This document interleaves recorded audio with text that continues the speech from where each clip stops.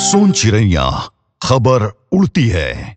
छत्तीसगढ़ राज्य अपनी संस्कृति, आदिवासी कला और प्राकृतिक सौंदर्य के लिए देश में ही नहीं बल्कि पूरी दुनिया में प्रसिद्ध है।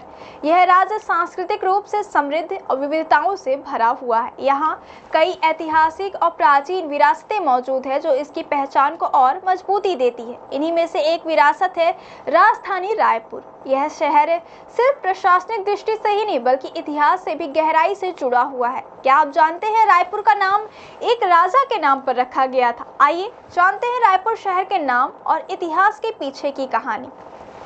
रायपुर शहर का इतिहास बेहद प्राचीन और समृद्ध रहा है। कभी यह शहर दक्षिण कौशल साम्राज्य का हिस्सा हुआ करता था। 9वीं शताब्दी तक रायपुर का स्वरूप काफी हद तक विकसित हो चुका था। आज भी शहर के दक्षिणी हिस्से में इतिहास की झलकियां देखने को मिल जाती हैं।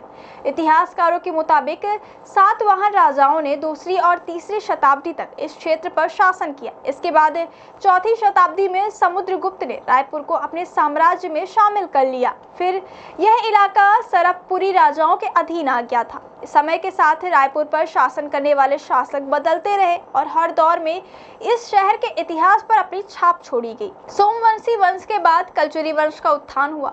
तुम्माड़ के कलचुरी शासकों ने रतनपुर को अपनी राजधानी बताया और लंबे समय तक रायपुर क्षेत्र पर शासन किया। राजिम और खल्लारी में इनके शासन के शिलालेख आज भी देखे जा सकते हैं।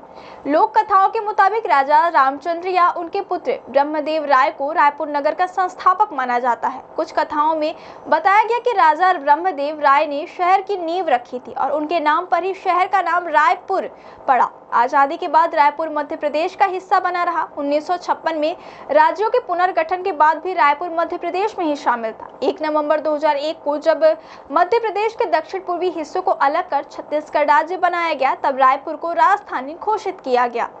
राजधानी बनने के बाद रायपुर एक बार फिर इतिहास के केंद्र में आ गया और आज यह शहर स्टील सिटी के नाम से जाना जाता है। आधुनिक राजधानी के रूप में यहाँ नवा रायपुर जैसे नियोजित शहर भी विकसित किए जा रहे हैं जो राज्य की नई पहचान बन रहे हैं। तो रायपुर की कहानी सिर्फ एक शहर की ही नहीं बल्कि इतिहास, संस्कृति और आधुनिक विकास के मेल की कहानी है। कभी दक्षिण कौशल साम्राज्य का हिस्सा रहा यह नगर आज छत्तीसगढ़ की राजधानी के रूप में आधुनिकता की नई इबारत लिख रहा है। राजा ब्रह्मदेव राय के नाम पर बसे इस शहर ने सदियों में कई दौर देखे और आज भी अपनी ऐतिहासिक पहचान को संजोए आगे बढ़ रहा है।